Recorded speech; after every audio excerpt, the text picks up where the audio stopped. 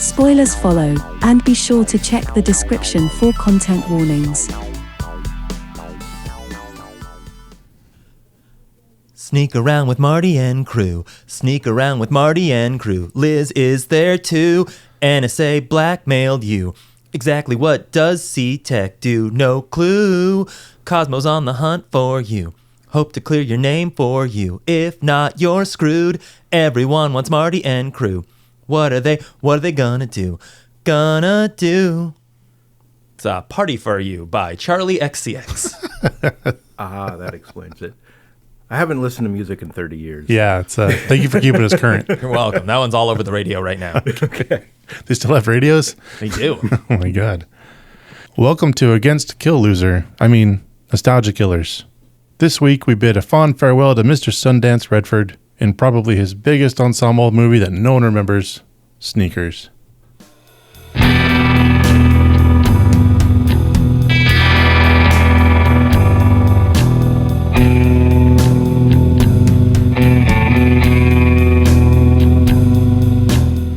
Welcome to the Nostalgia Killers podcast, where we revisit films from our youth to see if they still hold up or should be inserted into the great DVD player in the sky. I am Luke Lund, joined once again, almost as always, by Chuck Starzynski. That's right. It is I, Sticky Harry Skeens.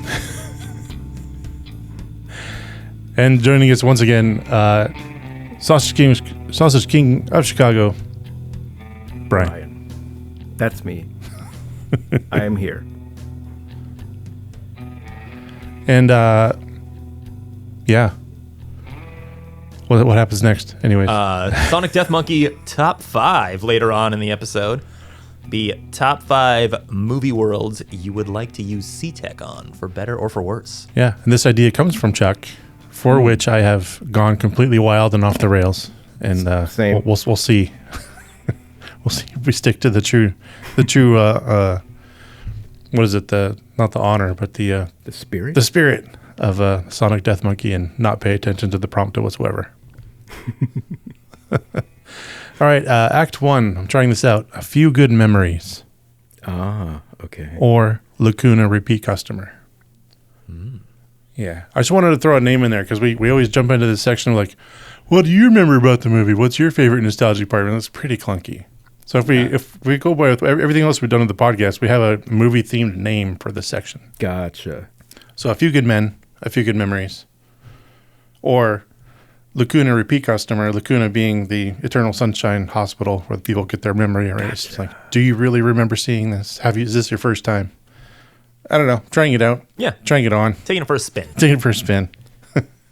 But I think of the three of us, I'm the only person who's watched this movie 40 times in the past 10 years. I'd say that's right. And I think that's what most people feel. Robert Redford has unfortunately recently passed away just a couple days ago. But yeah, this is it's sad to say I don't watch too many other of his films other than this. I don't know how you guys feel about that. Or what's your Redford? The Sting. Is it The Sting? Yeah, The Sting is amazing. That movie slaps. Right on. Was he in The Hustler? No, the problem is I always get Redford and Paul Newman confused. Yeah, that's easy. It's something about that gorgeous brown mane of hair that they both seem to share. I'm just like, okay, which kind of sandy-haired white guy is which? And I always kind of forget. So, oh God, no, even in The Sting.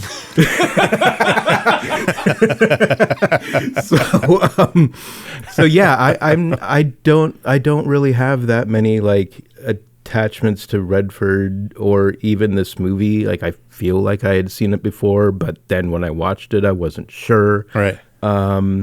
So if I had, it's been probably 30 some odd years. Sure. Well, I actually don't remember the first time I saw this. I can't remember if I got it on Netflix randomly, in the early 2000s, or if I've seen it since it came out in the 90s, like in the movies. Maybe I watched it as a kid. Yeah, it's like when I realized this came out in 92, I'm like, okay, freshman in high school. I was busy listening to The Chronic. Did I ever go out to go see Sneakers in the theater? I don't remember it. Yeah, I don't remember. So I'm really not sure. But it's still one of my favorite spy heist movies. Ensemble films, like up there, I think preceding the Ocean's movies it's done to the epitome of a movie, the way it can be done, I think. But that's just how I feel about it. But how about you, Chuck?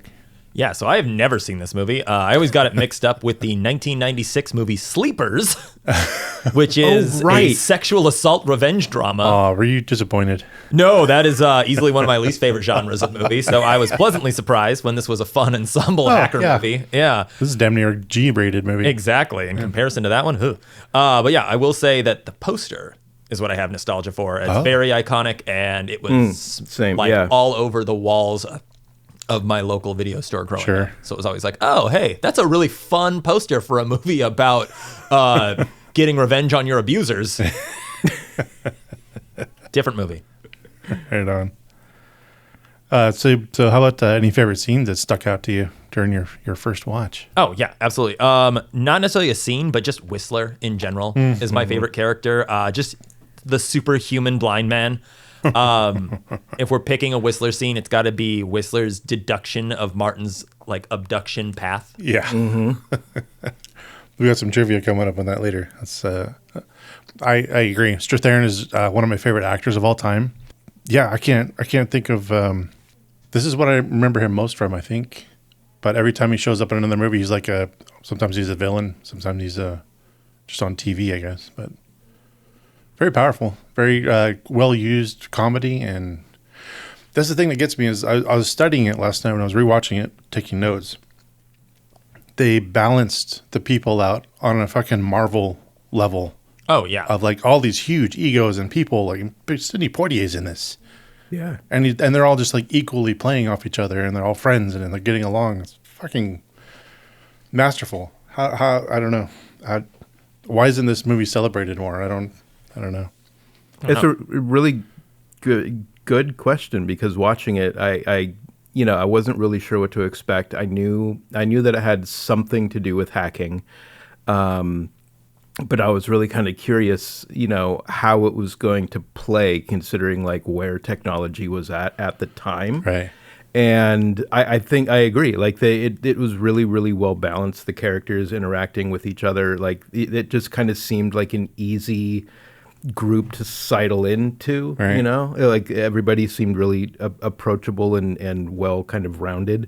I think the Scrabble scene for me is the first one that really kind of jumped out, because the idea of sitting there trying to crack a password, in the early 90s using Scrabble tiles, I was like, okay, that's really fucking smart. That's really, really cool.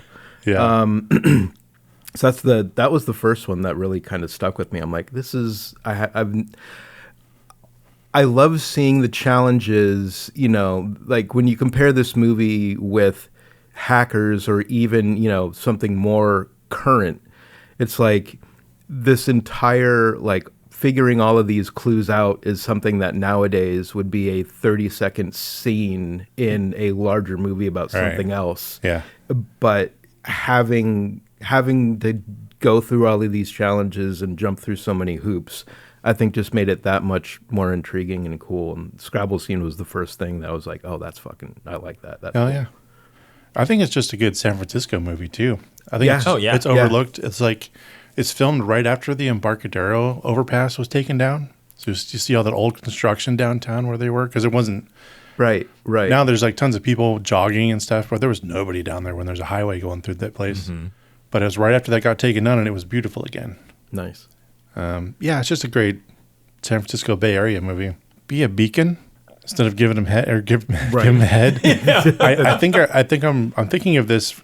I think I saw this when I was a teenager because I didn't quite understand what giving head was. Yeah. So I think I remember seeing this and not quite understanding the joke until I watched it later as an adult. But that's one of my favorite when they're working as a team to try to lie to this woman. Yeah.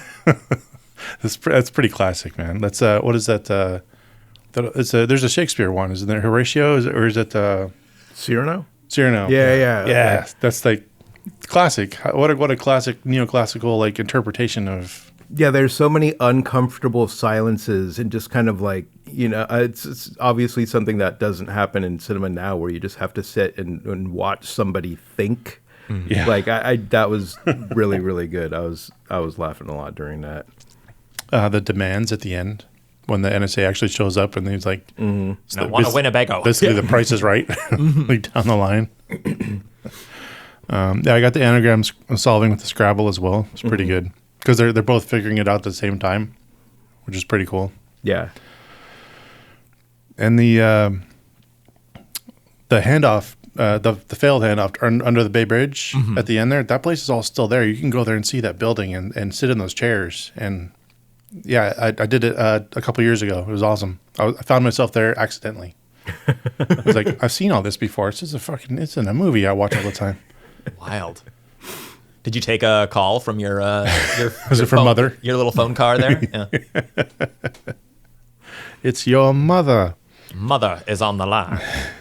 Any nitpicks and fixes? Well, I actually Are you had going more? a few more to say. I had the figuring out the road, figuring out where he was taken. I had the negotiation as well, but also just trying to walk slow while being told to hurry, I thought was really, really good. And then Marty having to coach Whistler through driving to meet them, So I good. had there as well. I- now you're going to come up to a really gentle slope. Also, on that note, just the infiltration of Playtronics in general. Yeah. Like, I wonder how much was stolen from this for the first Mission Impossible. Yeah. Because yeah. there was so many times where I'm just like, oh my God, like we're Yeah. sneaking through vents, we're like lowering down. There's like a whole like, instead of, there is a noise like sensor, but that's not the focal point. It's more of a movement sensor. And like, yeah, I was just like, oh, okay. And We were taking notes here. having to, I feel like they did the temperature thing too, where, the temperature sensors, heat sensors, and trying to make sure you don't overheat too much. I was like, yeah, this felt like the first Mission Impossible movie, but better. Well, this film had actual espionage consultants Oh, really? on the film to like help the script and help beef it up. So it was like a lot of real world stuff in there anyways. So it's just, the whole thing, again, watching it last night, studying it, trying to like clock out any like dead spots. There aren't any. Every scene has its own like challenge. And then we got to fix this. We got to figure it out. And like each scene is its own little movie where, I don't know, there's a problem, and then we got to work, and then we find a solution, and we get lucky, or we figure it out. Yeah. And it just flows. It's 2 hours long. Yeah. I didn't know this was 2 hours long. I know. But it just, every scene, there's something to gather and watch and see happen. I watched it with ads and it was over 2 hours long. It didn't feel that way though. It did flow. Yeah, it's just, I got some more, the Deacons Award. I got a lot of cinematography stuff to go over later, Same. but this is one of the last. Well, it's 92, so it's the right era, but it's one of the last films that was made like this. But I'll talk about that later. I just want to throw one last thing in really quickly before we move on. I loved all of the antiquated spying technology. It's not Like, antiquated. It was I made know, in it's- 92. But I mean, this was top of the line back then. Antiquated by today's standards. I mean, like, I love the fucking phone polygraph. That had me rolling. Like, it was Yeah. just like, okay, yeah, like, as if you can actually gain anything from that. That's how a polygraph works. I was like, this is fucking brilliant. I also loved the fucking analog spy scrapbook that the Russian Yes. oligarch has. He's just like, Oh, yeah. well, let me. Well, that was a Facebook. That was an actual Yeah, Facebook. exactly. Yeah. He's like, I had some downtime, I had some Mod Podge lying around. Let's go through. And it's like, is it this one? No. It's like, well, It also, I think, just looks so much cooler. It's like Oh, yeah. having to go with that lower technology. There were just so many like cool things that were thrown in that were just fun to look at. Like, when they had to relocate and set everything back up in the woman's apartment. Liz's house, yeah. Yeah, and just having, to run cables through rooms, bringing in bags of trash and dumping them on floors and stuff like that. It's just, yeah, I have some more to say on that when we get to the hot take section. Okay. Nitpicks and fixes. I have one actual issue and then a couple nitpicks. Okay. My actual issue is it's 92, so there's some weird racial shit in this movie. Yeah. Like what? The security guard stopping them when they're trying to get away. And it's like, out of the car. And then he turns to Sidney Poitier yeah, and that he one, says, yeah. you too, Midnight. Oh, yeah, Like, that's- that's rough. Oh, yeah. Yeah. And then very much done for a comedic effect, Liz's date with Brand in the dim sum spot. They're Yeah. doing karaoke. And it's not a coincidence that they have an Asian person singing Bad, Bad Leroy Brown. Oh boy. That was kind of rough because they're doing the L sound like R things. Well, yeah. The there's a bit of trivia. It's not in our trivia, but the name of the woman in that song is the name that she uses, Doris. Oh, that's fun. Yeah. Okay. There was also that one scene where I think it was River Phoenix's character putting on like the dark makeup during yeah. the initial break-in. This I take issue with because that's not blackface. That's not blackface. I no. kind of agree, but it was just the Marty walking up and just the uncomfortable glances. The dude Sidney between each Poitier other. looking at him like, what the fuck are you doing? Right. They play right. it as blackface, yeah, Yeah. but it's not blackface. No, Right. No, it's camouflage. Yeah. Because we have the same issue in Oh Brother, Where Art Thou? Mm-hmm. There's a whole scene where all of them are wearing Right. boot black on their face, and it's not to be. They Right. do end up being mistaken for black people, but they're not pretending to be minstrels or Right. Intent. Yeah. I really did not like Cosmo. Or I don't know if I didn't like Cosmo or if I just really didn't like Ben Kingsley. Because we talked about how we talked earlier about this group of people and how it all feels very, very like organic and real. And then Cosmo shows up later in the movie like a fucking cartoon supervillain. Yeah. Like, and it, I don't know if it was like intended, but every time he showed up, it felt like a different movie. Like, and you know, the organized crime, like he says that he was cooking books for organized crime, but he is a full-on Bond villain. So, I got some hot takes about this later, but I don't want to be the bearer of bad news, but he's the villain of the movie. yeah. Yeah, but he also like He's not supposed to be your friend. But he doesn't like he plays it off like he's just the middleman for Right, like the mob. right. But there's no capo like kind of being like, oh, we need to put the screws on these guys or what. There's no like ultra villain. It's like he's the ultra villain, but Yeah. he's at the end of the day a middleman. Yeah. It's kind of weird. No, that's just his day job. He says that. Yeah. But he's also like he is in a different. okay. I would argue he's in a different movie. He is much more theatrical Yeah. than everybody else. Everybody else is much more naturalistic and grounded. Oh yeah. And it could see be that. the ponytail. Like if they reshot the whole thing exactly the same but without the ponytail, I may feel differently. But it was just like That's how you dress a villain in '92, though. Yeah. Every villain in the '90s had a ponytail. Man. suit, ponytail. It just felt cartoonish every time. I just he was didn't like the way he the ran. frame. Like every time. Oh, I love the way he ran. I wrote that. I definitely wrote that in my notes. I was like, holy shit, what is he doing right now? Yeah, it was trying to make it look more dramatic than it was. Like he didn't have that far to run, so he had to make it look like overacting into the running. It's like, oh, And just the full-on Marty scream, just throwing his hands up in the air. I was just like, ugh. Yeah, and I usually like Ben Kingsley, and I was just like, God, you're ruining this for me. Yeah, I think his character was missing, like, it wasn't believable that they were friends. Because it's like the first actor, who I thought was incredible, the guy who plays Cosmo when they're younger, yeah. was like super grounded and like buddy and all this. It's like, that was something that I think, I understand he went to prison and then like, was quote unquote betrayed by Marty. But I feel like there still should have been that kind of, even when you have like an old friend that you're like, oh, that guy's kind of an asshole now, you still have this kind of moment of nostalgic look into each other's eyes where you're like, oh yeah, well, we used to be close. Yeah. Well, after watching this 1,000 times, I get a different impression of the guy at the beginning. I don't see them as being very good friends. Okay. I see them as being the same relationship they had the rest of their lives. Eventually, as soon as one hand drops, the other one's going to take advantage of it, kind of deal. But that's just me.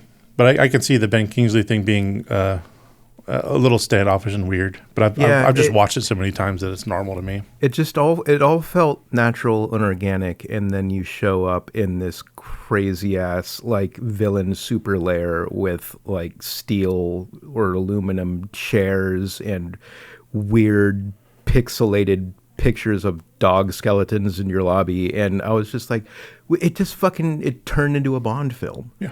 It was, I don't know. Yeah, I got some stuff on that later. That it's actually part of my hot take.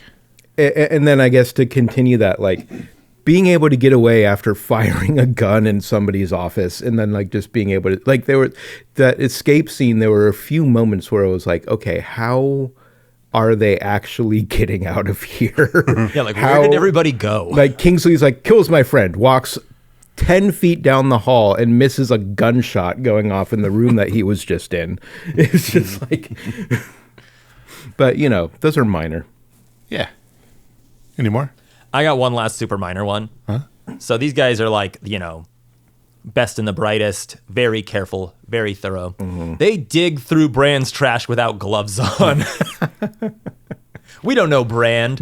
Like, we don't know him from Adam. He could have, like, he could be a diabetic. There could be needles in there. There could be all kinds of weird stuff going on. So, True. and also Mother seems like he could be, like, he gives off some germaphobe vibes, and he's just, like, in there rooting. Yeah.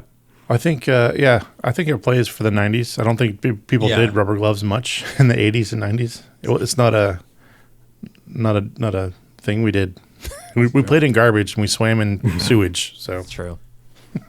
Some high-ranking officials still do that. Yeah. You know, swim around in sewage. Rainy day double feature. What sparked your? Yeah, I went with Confidence. It's like ensemble spy movie. I mean, I guess they're not really spies, but it's same vibe. It's from like the early 2000s. But yeah, it's just another movie about putting a crew together, pulling a fast one on somebody. Confidence. Who's in it? The main actor is one of those guys that you would see him and you'd be like, oh, it's like knockoff like Luke Perry, but he has a name. It's like Ed something. Okay. And then it's a lot of like, it's a movie of, oh, that guy, oh, that lady. Okay. But yeah, super fun. It was like a random video store rental. And I was just like, oh, that's a good time. I haven't seen it in years also. So like, it could also be like, Let's do that one next. yeah, it could be one of those things of like, yeah, you saw this in middle school. This is a terrible movie, actually. I went with Enemy of the State. That's Will good. Smith, Gene Hackman. I've watched that recently. It still holds up. It does. It's I pretty good. really, really like that movie. And Jason Lee in that, you know, holy shit, fuck a duck. Like, I've said this one many times, but Mumford. Yeah. yep. Do you remember Mumford? I do. Okay. Yeah. I thought it would Jason Lee as it's like a weird kind of. Jason Lee's in that one too. Yeah, millionaire. I was Yeah. thinking of McDonald. She's in that one too. She's the mother of the kids. Oh right, right. She opens the movie with her. Yeah, with we her talked. therapy. I think we talked about. Maybe I Mumford talked last about it. time I was here Okay. because I talk about it all the fucking the time. thing I always go back to is like there's the scene of Ted Danson blowing the cigar Yeah. smoke into his whiskey glass, sniffer, which it sticks in my head is just a cool fucking thing to do. Sure. They do it in Gattaca too. Oh, nice. But yeah, Mumford, man, we got to watch it. Yeah. we gotta do the. I'll do the same thing. No one else has seen it except Brian. Exactly. It'll be a bunch of people in here going, "That's a weird movie." Hey, be an episode of the Ludovico Method. There you go. And that brings us to this movie's cocktail. Yeah, so today we are drinking Cosmo's Cosmo, aka the Pizza-tini. So we have 2 ounces of a Parmesan and pepperoni infused vodka, 4 ounces of tomato juice, Is that for real? yes, Oh my god. a pinch of basil, oregano, and garlic powder. I really wish Javier was here for this because I feel like I always hit him with the real gnarly ones. Mix the tomato juice with the herbs and spices and separately combine the vodka with a slice of pepperoni and an ounce of Parmesan cheese. Let both mixtures infuse overnight. Be sure to filter out any particles. Once both mixtures are ready, combine them in a shaker tin with ice, remembering that Cosmo likes his pepperoni pizza shaken, not stirred. Huh? Which is, yeah, Very one nice. throwaway line of dialogue. Yeah, it's all good. I was originally going to go with like, wet my whistler, and it was just going to be like some random drink together. But then I was like looking at my notes, and I was like, I wrote that down. I actually taste the pepperoni. It's like munching on a stick of pepperoni right now. It's pretty good, man. It's not bad. Yeah, it's one of those things of like, I don't like it, and I don't hate it. I've definitely had harder times with some of the drinks, Exactly. but this is pretty good. Yeah. And then if you omit the vodka, it's essentially a virgin Bloody Mary. Yeah, it's Yeah. nutritious. Exactly. That brings us. Thank you very much, Chuck. It was very good. That brings us to this episode's dead drop, which I'm just calling cocktail party. When that will take us to our first ad break. Ad break number 1.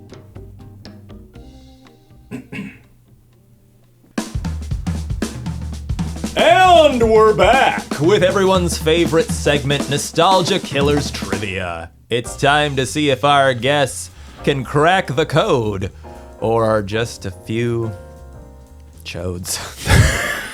Ribs? Think. Chodes. Yeah. Thank you, Chuck, I think. Let's get into our first trivia question. True or false, Sneakers was the first film to issue an electronic press kit in the form of a floppy disk that contained a program that explained the movie and made the user participate in decrypting information. God, I hope that's fucking Yeah, I want true. that to It be sounds true. amazing. Let me get the cards ready. Forgot to pass those out for you guys. And also, if it does exist, I want to buy it on eBay. No, get here. You can set those on the desk or something. Yeah, those are old prototypes. So what are your picks? True or false? I hope We're it's true. saying true out of hope. Well, you can't. there's no hope here. You gotta shit or get off the pot. Well, yeah, true. It's true. I'm shitting true. It is true. Yay. Take a card each. Yeah, I had to throw that in there like first because it was so fucking cool. Like, how cool would that be to get the poster, all the paper, the book, and everything that they used to hand out. And then there's a floppy disk. Like, That's whoa. I was waiting for you to say it's false because it was hackers that did it first or something like that. And I was like, fuck. No, I mean, press kits. Starting in the mid '90s, came on like CD-ROMs. Mm-hmm. So it was like they started doing away with the paper and everything, anyways. And eventually the internet came out, so they would just give you a link.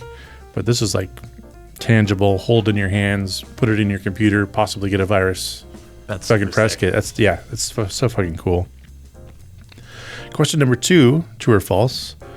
Stefan Tobolowsky, Warner, was given room to play and ended up ad-libbing most of his lines that are in the film. True. False. Oh, that's true. Sorry, Brian. Tobolowsky has gone on to say this was his favorite film to work on because he was given so much like carte blanche and just greatest group of people he's ever worked with. Nice. And just had he hoped that the actual film negatives would get destroyed on the way to the lab, so they'd have to go back and film it again. Like he had that much fun on it, so it's pretty good. Question number 3, true or false? Robert Redford's involvement in the film was used as bait for every other actor in the film. I'm going to say true.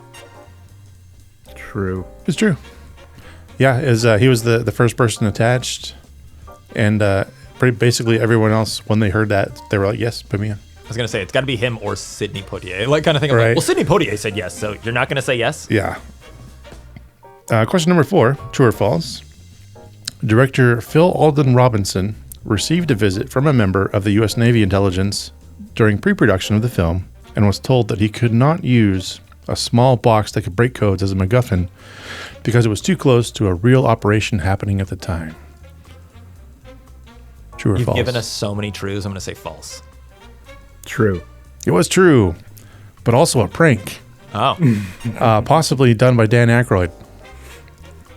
He actually was visited by people pretending to be U.S. Navy intelligence officers, and he didn't find out until after the movie was made, so he went ahead and did it anyways.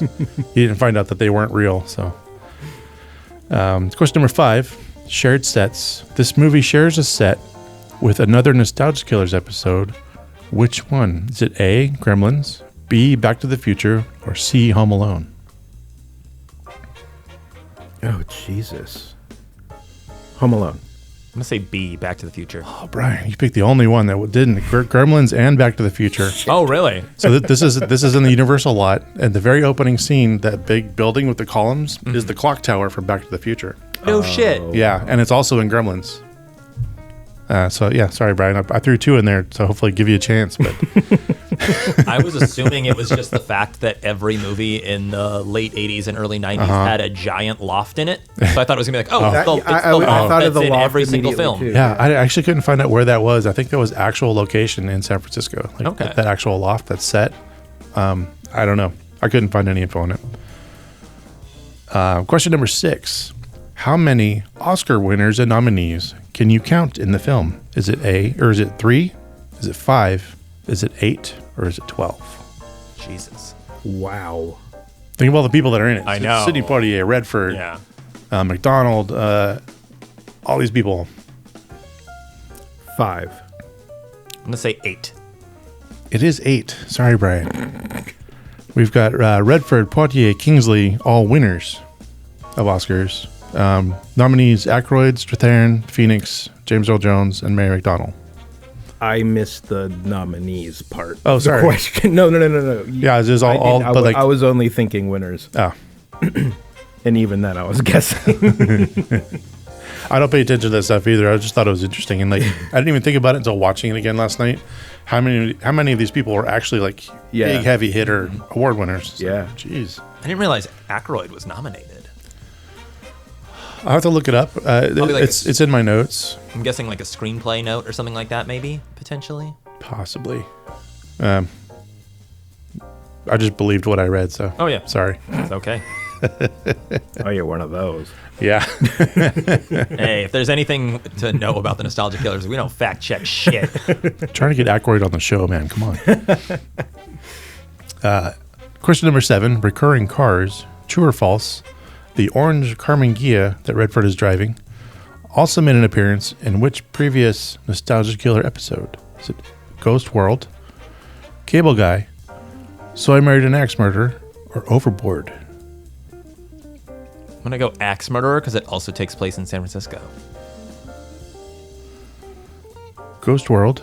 I'll go Ghost World. I think it's Axe Murder, but I'm going with Ghost World. Oh, you should go with Axe Murder because that's what it was. I can't get ahead of Chuck if I keep guessing the same as him. No, but that was the Carmen Ghia that Charlie's driving around in Axe Murder too. It's just I knew there was a Carmen Ghia there, but I was like, Yeah. I gotta take a swing. yeah, it's pretty. Even then, it was a pretty rare car. I think my grandfather had one back then, but yeah. Question number 8: True or false? In true sneakers fashion, most of the exterior shots in SF were done without a permit. True or false? False. True. Brian. I can't play it safe. That's I gotta false. take risks, man. Sorry. This movie's got Robert Redford and Sidney Poitier. I know. There's Yeah. no way. Everything. No, this was short on information, so I had to make one up. Sorry. But let's see if you were paying attention during the movie. Question number 9. This is worth 3 cards. I still can't win. Which bridge is incorrectly omitted in the movie when they're talking about? Larkspur? Was this multiple choice? I can't. It's worth 3 cards. It's pretty beefy. I can't give you choices. Sorry. I'm going to say the Richmond Bridge. I'll go Larkspur. It's not really a bridge. It's an overpass. I'll go Richmond. You should take Richmond because that's worth 3 cards. Sweet. So We both got it, yeah. Yeah, you both go ahead and take 3 cards. Hell yeah. Yeah, because I was actually, that part perked my interest when they're talking about bridges and this and that. Yeah. It's like, it's like, well, is it this one? Is it that one? Is it? And it's just like, I never noticed, but I go over the Richmond fucking bridge like 3 times a week. yeah. Like watching this movie, I was like, oh yeah, there is one more bridge, isn't there? Like, how could you miss that? Yeah. It's a big one too. Was it built by then? Yeah, there was always one there. Okay, that's what I thought. The Yeah, Richmond yeah, has yeah. been there since like a few years after the Bay Bridge, so it's like, yeah, most definitely. Question number 10: True or false?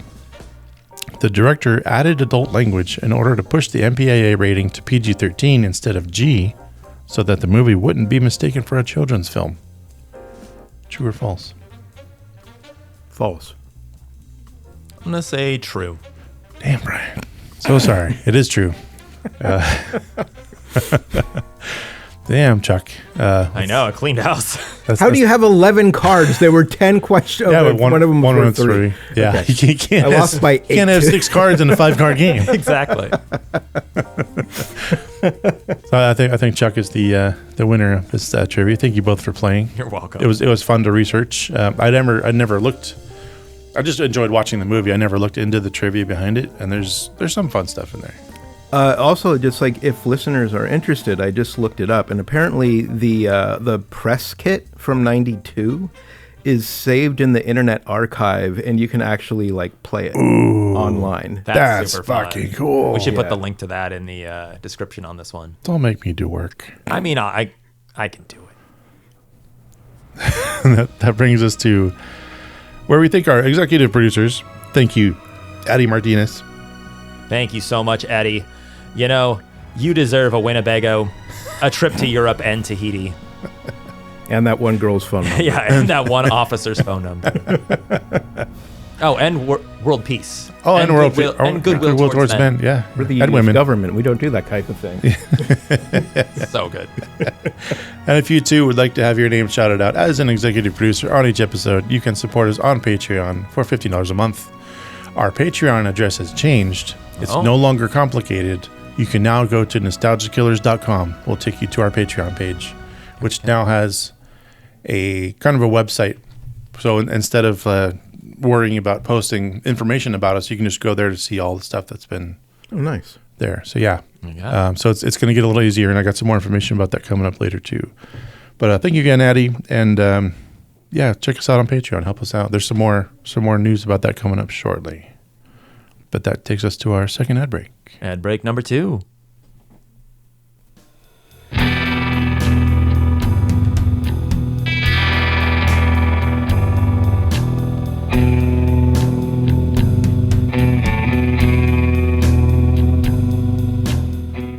And we're back with Act 3, the award categories, where we always start off with my new band name.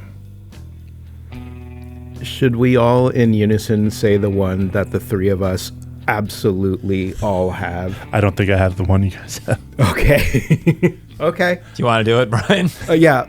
Okay. 1, 2, 3. Cooties, rat, rat, semen. semen. Okay. There we go.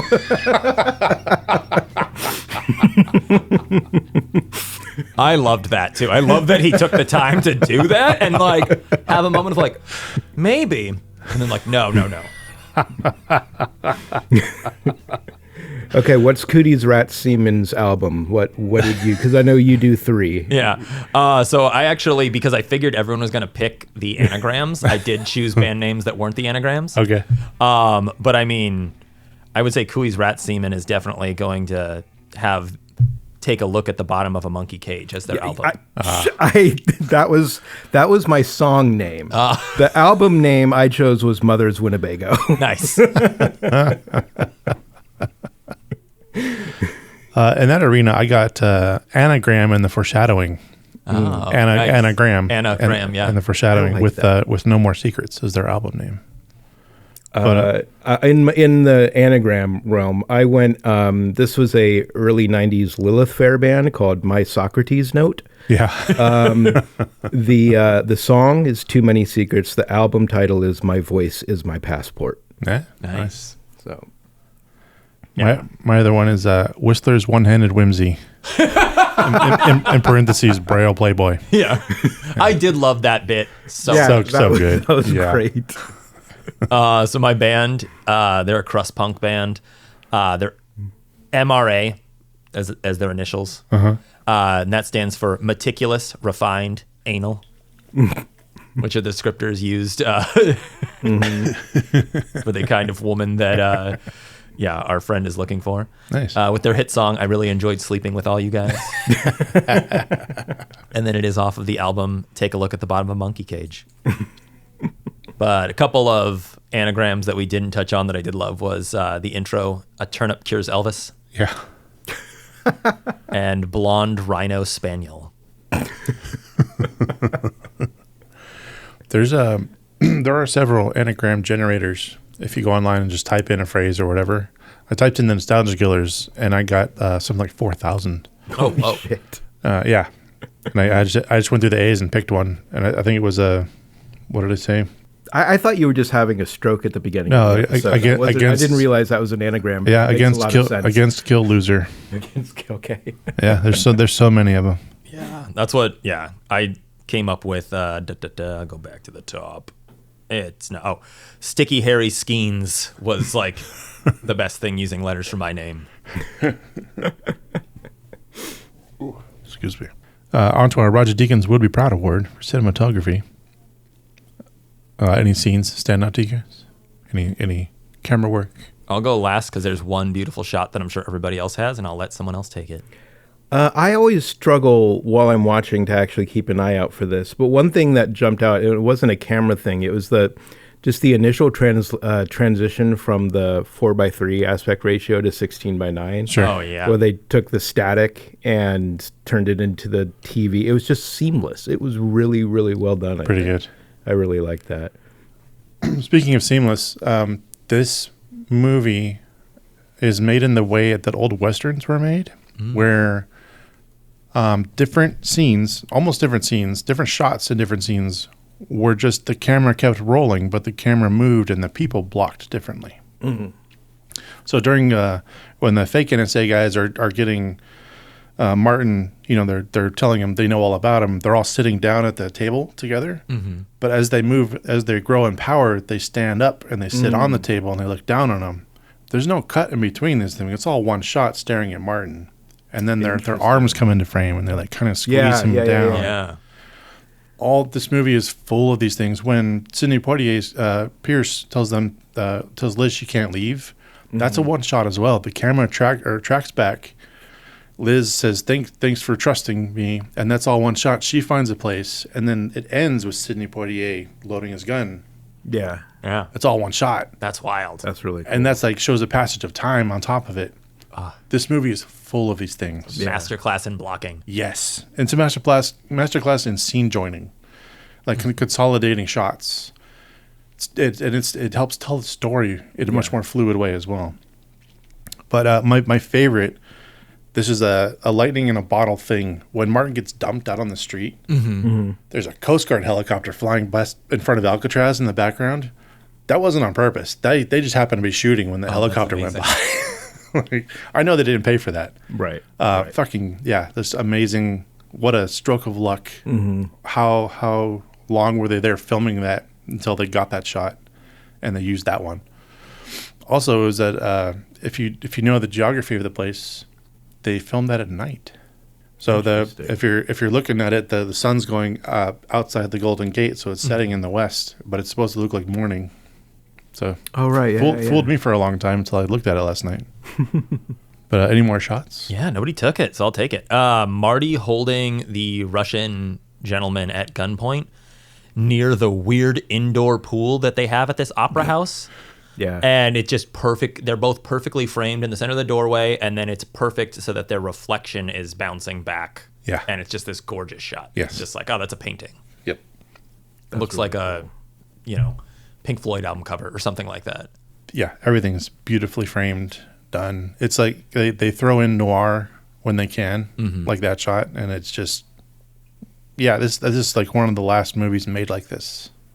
Speaking in my of opinion. Noir, the kind of like pseudo forced perspective shot of Cosmo in the foreground with Marty in the background, but they're both in focus. The split diopter shot. Yeah, that was pretty cool. Yeah, like the it didn't take me out of it, but I was like, I don't know exactly what it's trying to get across, but it was unsettling to just like have them both in focus, but obviously like so far away from each other. I think that one shot was an actual homage to The Conversation.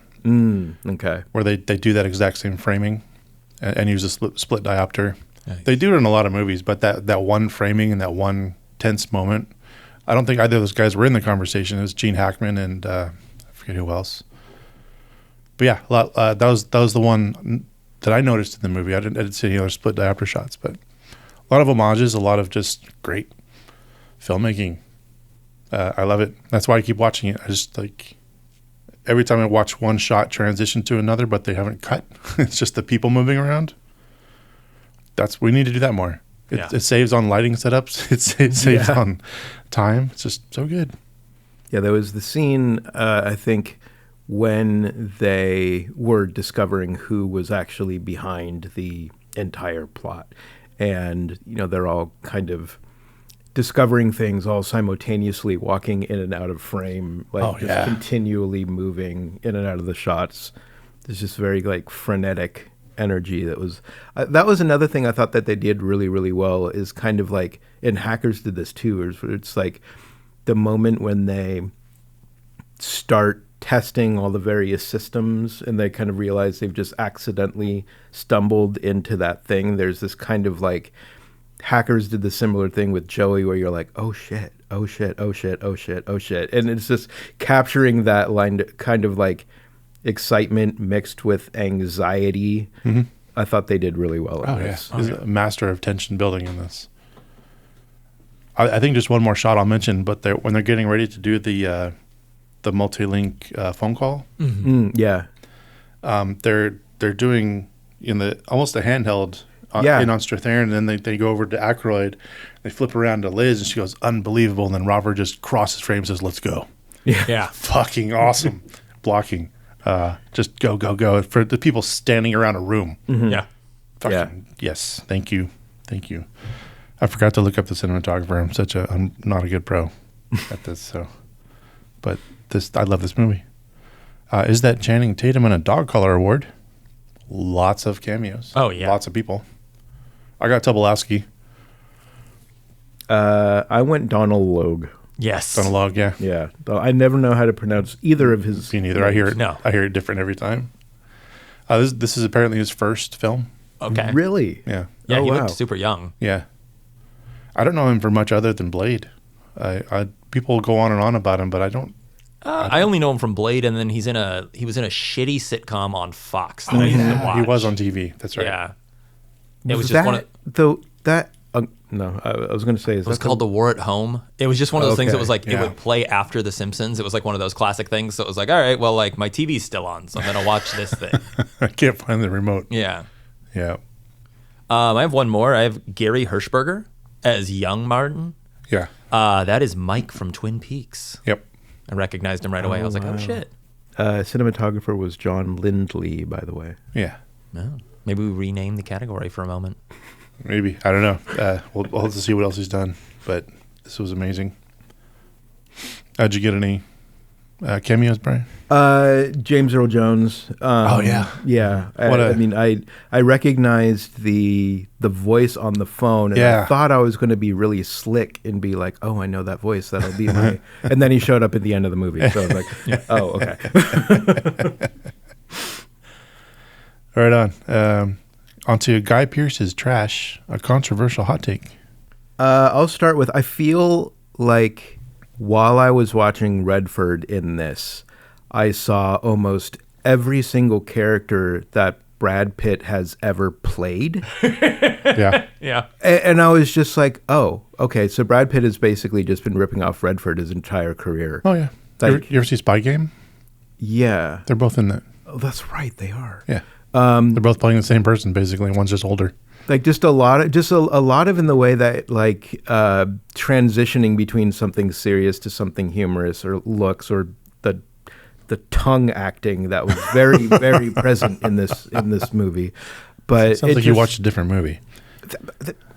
Back me up. There was a lot of tongue acting in this film. I need to look it up now. I mean, It was just I think I was distracted by like the Clorox bleach ads that keep popping in. Oh, no. but it felt like I don't think I had really made that connection before, and it was just like, okay, like Pitt's so derivative. I feel like he got everything from this one performance of Redford's in this. So Well, couldn't have heard it. yeah, But yeah, I think they've always been compared. okay. I think Pitt's always been like the Redford of our generation. Makes sense. Right? Yeah, I can see it. I've got three, so I'll just burn them real quick. Ooh. Aside from using Martin as a patsy, Cosmo's plan to redistribute the world's wealth sounds pretty fucking cool. That's my one of mine is like all these villains that are working to delete the debt record and set Yeah. everyone back to normal. Can we just let them? Yeah. Exactly. Is they really the villain? Yeah, why are we stopping Isn't this? that the guy we want to win? Exactly. Like Tyler Durden and Cosmo. Exactly, Let's just yeah. let it happen, please. Yeah. I'm probably going to jail for that now, but It's okay. They're just going to cancel our podcast. It's fine. nobody knows we exist. I mean, How can they cancel that's us? the hierarchy. It's Colbert, Kimmel, Nostalgia Killers. Yeah, exactly. Dan Aykroyd isn't acting. My second one is this Dan Aykroyd's better movie? Yeah. Is this the best movie he's been in since Ghostbusters? Because he's just It playing was good, himself. yeah. Pretty much. Because I know he's a bit of a conspiracy nut. So it's Is like, he? yeah. I didn't know that. Oh yeah. Well, yeah, he's a total weirdo. No, I mean, almost not in a good way. But yeah. Uh-oh. I think he probably had the most fun on this because he was just trying to make everyone laugh, and he just got along with everybody. That was like his whole shtick. But I love him in this movie. I wish that this was. I watched, what was the one where they go into the wilderness with John Candy? Great Outdoor? Great Outdoors. Yeah. I watched him in that where he's trying to act like a stuffy businessman, and he just doesn't work. Yeah, It's every kinda time I gross. see him in kind of that type of role, I'm like, it just doesn't work. Yeah, it's not going, man. Be funny, be the Ghostbusters guy, be the comedy relief, and just let it roll, man, like you did in this movie. And one of my favorite lines is like, they'll make us spend 20 years in the electric chair. Like, one of the funniest fucking lines, and it's in the middle of nothing, like no one's looking at him, and it's just like dropped, and it's one of the funniest fucking lines in the movie. I also love, cattle mutilations are up. He's just trying to make small talk with Sidney Poitier. He's just like... Yeah. My other hot take is just I feel like advances in technology have ruined the fun of storytelling, because this genre of film has always kind of been my favorite. Yeah. I love intrigue, heist movies. If it has a element of hacking, I'm that much more into it. I just kind of have always really loved that genre. And watching this now and thinking of how this same issue would be approached now, 30 some odd years later, this whole fucking movie, would take the span of an hour, hit up a couple databases, get some information, get voice prints, do all this kind of shit. Yeah. And it's just ruined the way that you can tell stories like this. Yeah. Because now, you go back to this sort of more antiquated technology. It's no, that's not the way that we would do things now. It would just be this, a bunch of fucking people sitting in front of a laptop. It's just You almost you have to make a period piece now. Exactly. Yeah. Exactly. And it's so much more interesting because they have to think through every single challenge that comes up. And the way they did it in this, I think, was really, really believable. Getting stuck in front of that fucking electronic door lock and just be like, okay. And then just kicking the fucking door in. Yeah. I think this might work. We didn't touch on that scene. I do love that so much where it's there is one way to get in that room. Right. I actually thought that he was just going to try the knob and it was going to be unlocked. That was what I was hoping. Kicking it, I think, was also really good, but I thought it would have been so great to just sit there for 30, 45 seconds and then it's like a very common D&D meme where it's okay, you approach a door and it's the wizard tries to spend 40 minutes trying to get through it. Get the spell to pick the lock. The barbarian starts attacking it with the axe, and then somebody just walks up and opens it, and it's just open. It's that's what it felt like to me. But yeah, I just think it was so much more fun to tell stories like this back before fucking computers just made everything a shortcut. Back when we had challenges. Exactly. Yeah. On to Blue Velvet meets Blue's Clues. Shit. Did you have more? I missed it. I missed this one. Oh, that's so fine. I'll go last. Okay. Think one up real quick. Okay. All right. You got one, Chuck? Yeah, I'll say mine really slowly, so I'll give Brian some time. So I said Sneakers meets Die Hard.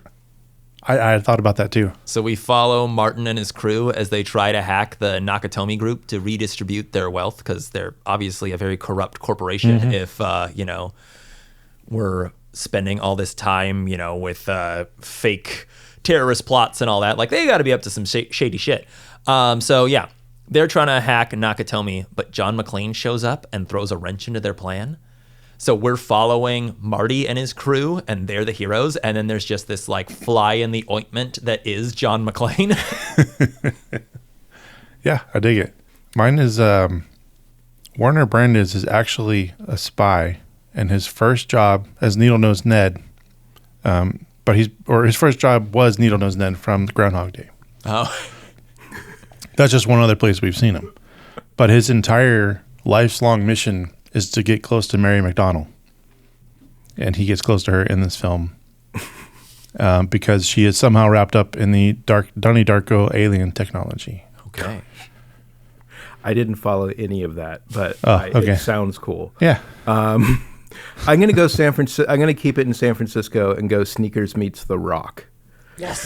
So in order to prevent the nerve gas from firing off, Nicolas Cage recruits a scrappy group of middle-aged hackers to help him disturb the computer system and break the guidance system somehow. Nice. Hell yeah. Good one. Good one on the fly. Thank you. I didn't want to denigrate the movie in any way, but if you change the model of the van, you basically have the A-Team. Yeah. Yeah. That's a great ensemble, too. You know, it's just the same deal. We'll go on to Do We Call Jules and Vincent?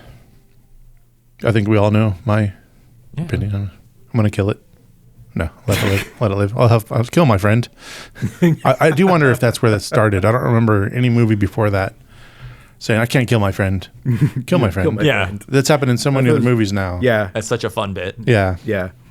Yeah, I'm gonna let it live. Yeah, I'm letting Nice. it live for sure. My only regret is not watching this with my wife. We just had opposite schedules this week. And Yeah. I was like, this is low core to a T. I thought about that. I was going to try to invite her on the show, too, but I forgot. It just got too late. It's all good. Yeah, we're both just, it's a weird week for us. Yeah. Yep, totally understand. Any pluggables? Hate45.com. There is a new shirt coming up that says Ice Melts Under Fire with an illustration of a Molotov cocktail. That'll be available by the time this episode gets posted. Nice. Hell yeah. And is 845 mostly, are you doing mostly merch? Yeah, it's For the Zeitgeist, really? hoodies, t-shirts. Yeah, it's just whatever is making me angry, and I need to turn. The whole thing came up. It's actually been around since 2016, and it just came out of needing something creative to put my angst and anxiety and like anger into. Nice. And yeah, I mean, like 2,000 some odd orders over 10 years. I mean, it's not paying like. Oh yeah, It's not paying the rent, but it's been fun. It's and like, keeping the Molotovs out of your hands, right? Like yeah, and it's like shit. It's like I've sold shirts in like so many different countries that, you know, it's like even people outside of just the US are finding shit to connect with. And like that's just kind of been fun to think that like I've yet to ever see any of my stuff in the wild ever. But it's just kind of cool knowing that there are people out there like, you know, representing that shit. So yeah, it's been fun. nice. Yeah. Chuck? Yeah, mine is kind of on the same hype. Just things are only getting sadder, harder, and weirder. Just please help out your community any way you can. Yeah. You know, donate to a food bank. Freaking spend time just fucking educating people. Just anything you can do to like try and lift up your fellow man, woman, they, and them. Yeah. Yeah, food for thought. I work with them every so often. They have a lot of volunteer opportunities, whether it's like collecting food in front of like markets. They have a garden out in Forestville where you can volunteer to work. A lot of different opportunities for their Redwood Empire Food Bank as well as always tons and tons of volunteer opportunities. Yeah, go out, touch grass, do something. Yeah, nice. I just want to say, I had something good to say. I lost it. Anyways, the gist of it was, I'm pretty sure, allegedly, you can still get into heaven for slashing tires. So just have at it. Okay, very good. But that's my plug. But don't plug the tires. Just slash them. That brings us on to our Sonic Death Monkey Top 5. Here we go. The top 5 movies or movie worlds you would change or alter with the C-Tech box. How do you guys feel, or the order you want to go in?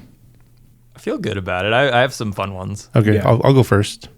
My number 5 is I would make all Bond films about 5 minutes long. by changing all of the villains' Wi-Fi passwords. You have exactly 15 seconds, Mr. Oh shit, it's still buffering.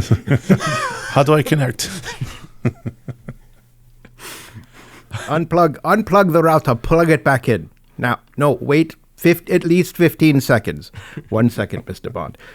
The fucking lasers on the shark's head aren't working. I don't expect you to talk, Mr. Bond. I expect you to give me your phone so I can use it. I said number 5 was Goodwill Hunting. I would become a janitor at a rival college. And I would put Will to shame because I'd solve equations he hasn't even heard of yet. Nice.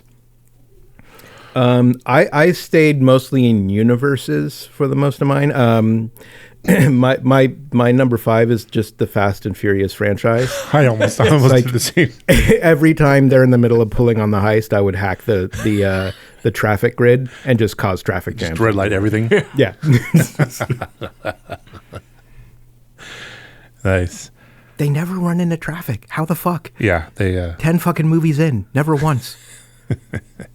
My number 4 is I would constantly befuddle Jigsaw by making all of his plans and contraptions fail. I would hack all of them. Yeah, my number 4 is National Treasure. I would again make this movie 5 minutes long. I would just save Benjamin Gates a whole lot of time. I'd be like, hey, it's right there. Nope, just got to go right. Nope, it's that building right there. Just go in there, basement. You know, it's going to be some rickety stairs that are going to probably fall apart, but you'll be fine. My number 4 is Home Alone 2. I would log in to the airport system before they ever leave for New York to save not only Kevin McAllister, but also Macaulay Culkin the emotional trauma of ever having to meet Donald J. Trump. There you go. Nice. I'm gonna bleep that word out if you don't mind. That is totally fine. All right. My number 3 is I would make RoboCop my puppet. I was going there too. I was thinking anything Android, RoboCop, Chappie, like, you know, just Like how fun would it be if RoboCop was just a breakdancer and not Yeah. a cop? Like, yeah. My number 3 is Office Space. I would help. I've got that one too. I would help Peter, Mike Bolton, and Samir rip off Initech completely unscathed. Oh, mine's a little more sinister. Go ahead. My number 3 is the DC universe. I would hack into Wayne Enterprises and give away all of their money and Bruce Wayne's personal fortune to organizations working to improve mental health services, ending worldwide hunger, creating affordable housing and social programs for those in need, etc. Because fucking one guy hoarding all the money, putting billions of dollars into some weird ass car to keep down one fucking supervillain when he could literally wipe out like worldwide hunger with just his own fortune alone. Yeah. So Big flaw in the Batman lore. Mm-hmm. My number 2 is I would also infiltrate Initech from Office Space, but I would make the Y2K bug really happen. Oh, I would defile all their work and just let it go. nice. My number 2 is Wolf of Wall Street. I would redistribute Jordan Belfort's wealth. It wouldn't be Benny fucking Hanna that brought him down. It would be me. my number 2 is the Social Network. I I would see a trend. I would bankrupt Facebook. Take all their money before they ever got off the ground, hack into Mark Zuckerberg's personal criminal records, put a bunch of counts of murder on his record. And the movie would end with him just sad, alone, in jail, doing life without the possibility of parole. Very nice. My number 1, I would turn the Death Star laser into the largest subwoofer ever made. And blast Prodigy's Fat of the Land on repeat while I drive past other planets, just to base them out of their fucking homes. There's actually a starship in The Hitchhiker's Guide to the Galaxy that is what you are basically describing here. It's like the world's loudest band. They have to perform like a solar system away because it's so loud. So whatever planet they're playing, they have to be at least one solar system away with their instruments. My number 1 is very similar to your RoboCop. Mine's Transformers. I would jailbreak an Autobot so that I would have just a super cool robot toy that I can drive around and like hang out with. Nice. Just have a mech, basically. Yeah. My number one is the Marvel Universe. I would hack into Stark Industries and give away all of their money along with Tony Stark's personal fortune to organizations working to improve mental health services, ending worldwide hunger, creating affordable houses and social programs, etc. Very nice. I think all of those will make the world a better place. Yeah. Especially my Death Star thing. Kind of shows where everything's at right now. We're all just like, there's no like, I would just have this super cool ship that I get to like. It's just like, no, we're going to help people. And that brings us to the end of our regular show. But you can follow us on the Patreon for the epilogue, where we talk about current movies and our recent viewings. NostalgiaKillers.com sends you there. Thank you for listening. If you're still listening, I've been Luke Lone. I have been Harry Sticky Skeens. I have been Brian. And we have been the Nostalgia Killers. Bang, bang.